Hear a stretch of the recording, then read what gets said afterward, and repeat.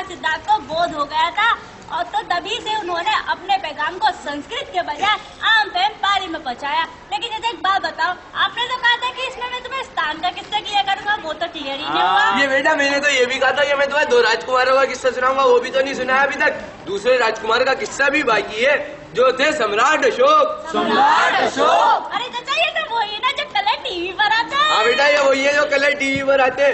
और बेटा कलयुग की जंग की फतेह के 300 साल बाद इन्हें जंग से होने वाली तबाही का एहसास हो जाता है और वो बोलते हैं, ये मैंने क्या कर दिया।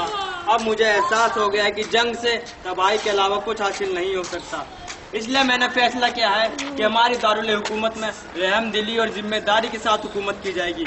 इसी के साथ साथ महात्मा बुद्ध का यह पैगाम प्राकृत पाली में पत्थरों पर खुदवाया जाए और इसे मुल्क में अलग अलग जगहों पर नज्म करवा दिया जाए और इसी के साथ साथ अशोका स्तंभ, अशोका लाट और अशोका चक्र बनवाया जाए। जी हुजूर स्तंभ बनवा दिए गए, जिसमें से 2 तो मेहरौली में, एक मेहरौली में और दूसरा फिरोजाबाद में, और तो और अफगान के बामी इलाके में भी मूर्तियां तराशी जा रही हैं।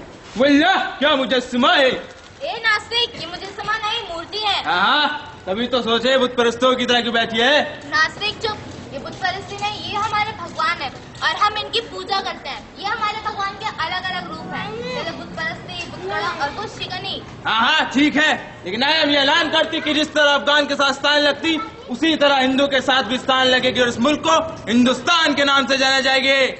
आज बच्चों क्या क्या किस्सा समझ में आया? चाचा जब अफगानिस्तान, कजाकिस्तान, तुर्किस्तान सुल्तान आए ना तो उन्होंने हिंदुस्तान की जगह हिंदुस्तान कर दिया, क्योंकि अरबी में जगह को स्थान कहा जाता है। बिल्कुल ठीक कह रहे हो तुम।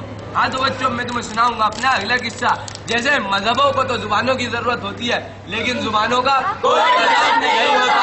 तो फिर चलो बस। तो ये सर हिंदुस्तान का ऐसे ही आगे कौन कौन सी जुबानें हैं